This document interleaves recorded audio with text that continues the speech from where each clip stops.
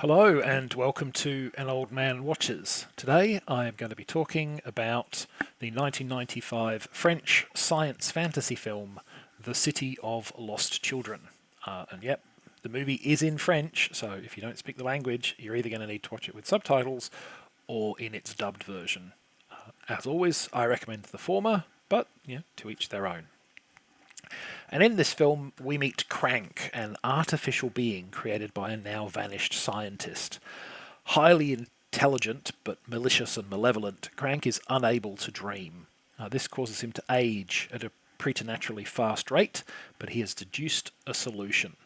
From his lair on an abandoned oil rig, he orders his minions to the nearest city to abduct children for him. He then uses a dream extracting machine to steal the kids' dreams and keep himself from growing old. The latest child to be abducted is Donry, the adopted little brother of a carnival strongman known simply as One. After the strongman recognises some of the kidnappers, he teams up with a streetwise young orphan girl named Miette to try and recover his brother. One's physical strength and Miette's crafty wiles make for a good team. Their quest will be far from easy, however. Crank has many strange and powerful allies, plus, of course, his own brilliant mind. One might be strong, and Miette may be clever, but is that really going to be enough to save Donry?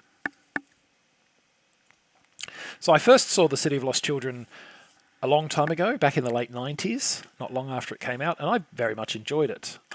We'll explore some of the reasons for that in this video, but before we do, I wanted to touch on an aspect of the film that may be uncomfortable for some viewers. You see, the script makes some not-so-subtle hints that the 11-year-old Miette has a crush on One, who is a grown adult played by a man in his 40s. Now, such crushes do happen with young people, and they're not necessarily sexual in nature.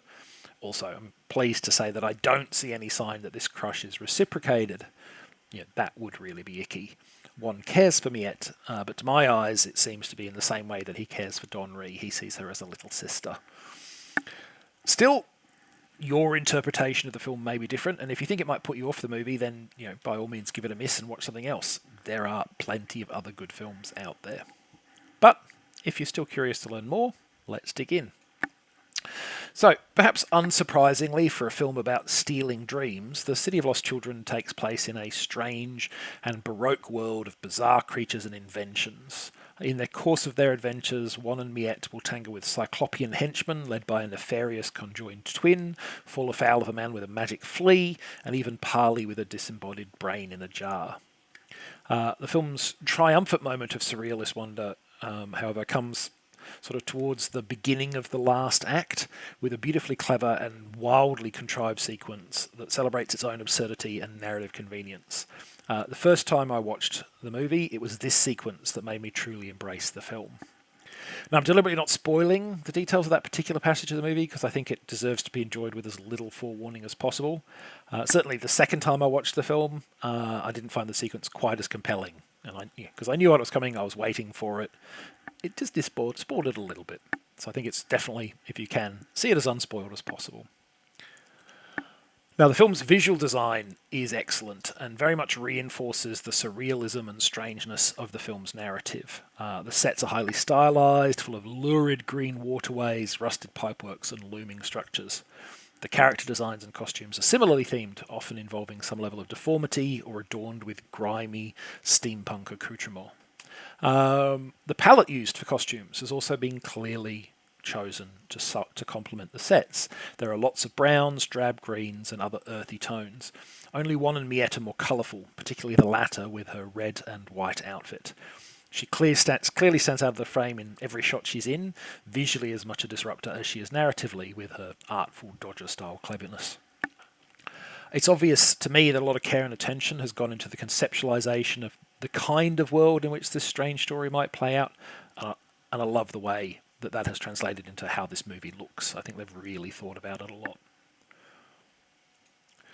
One feature of the film that I'm less on board with, though, is its fondness for poop jokes. Someone on the creative team was clearly a big fan of scatological humour. For instance, right near the beginning of the movie, there's a scene where a child is dreaming of Santa, but the dream turns into a nightmare, the first sign of which being when one of Santa's reindeer defecates on the floor.